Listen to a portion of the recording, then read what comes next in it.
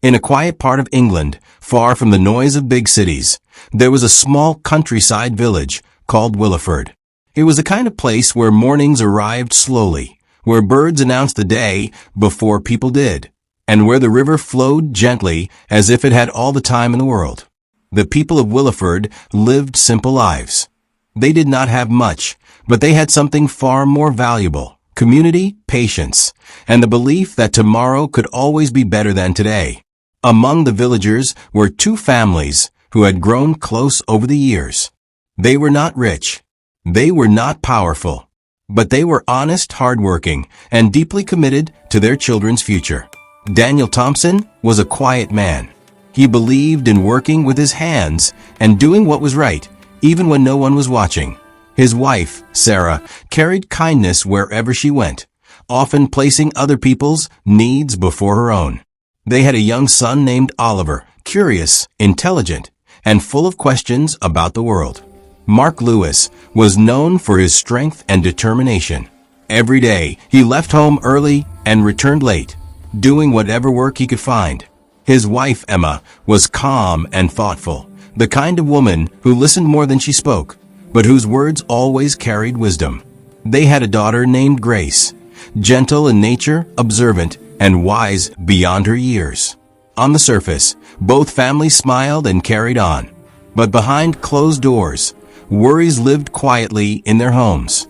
School letters arrived, bills piled up, and the pressure of providing a better future for their children grew heavier with each passing day.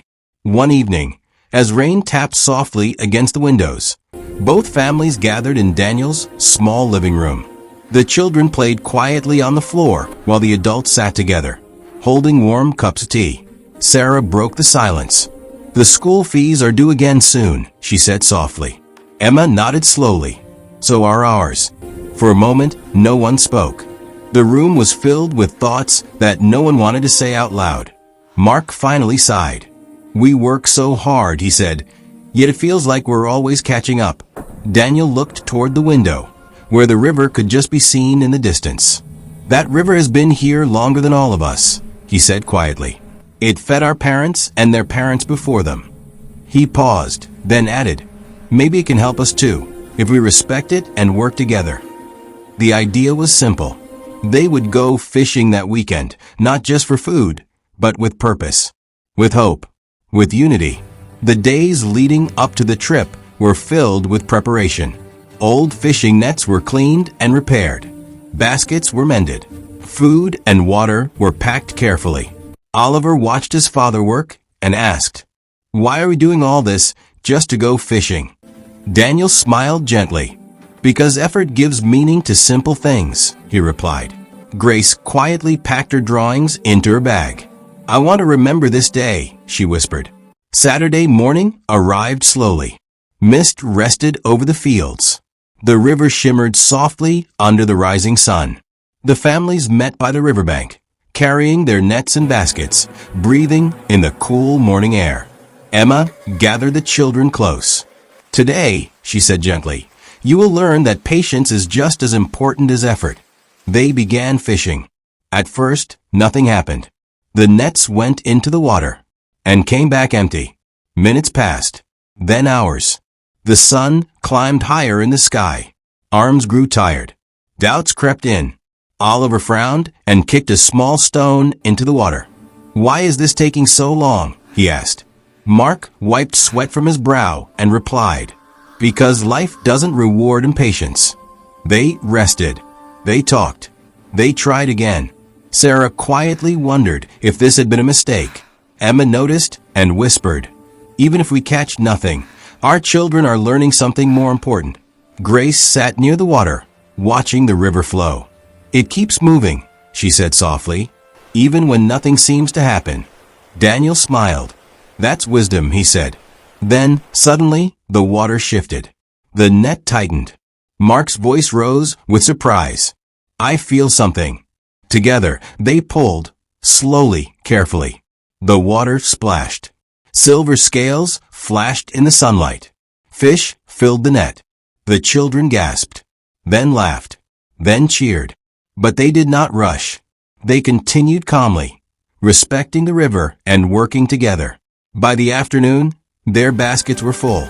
On their way home, they met neighbors who were struggling. Without hesitation, they shared what they had caught. An elderly woman accepted a fish with trembling hands and tearful eyes. "I thought people had forgotten kindness," she said. Daniel replied gently, "Kindness is never forgotten." The next morning, before sunrise, Daniel and Mark walked to the local market carrying the remaining fish. The road felt long, but their hearts felt lighter. The market seller examined their catch. "These are fresh," he said. "You've worked well." The fish sold quickly. Money exchanged hands, honest money, earned with patience and unity. That afternoon, both families walked into their children's schools. School fees were paid. Receipts were given. Worries were lifted. Oliver hugged his parents tightly. Grace smiled quietly, pride shining in her eyes. That evening, the families gathered once more, sharing a simple meal. Daniel spoke softly. "Hard work feeds the body," he said, "but kindness feeds the soul." Emma added, "And unity feeds the future." The children listened carefully. They understood that success does not always come from luck. Sometimes it comes from patience, from sharing, from standing together. In the weeks that followed, something changed in Williford. Neighbors helped one another more, shared more, trusted more, and the river continued to flow quietly, a reminder that even the simplest sources, when respected, can change lives. And so the lesson of the river remained. When people work together, stay patient, and share what they have, even the smallest effort can shape a better future. Hard work opens doors. Kindness keeps them open. If this story touched you, please subscribe for more inspiring videos like this.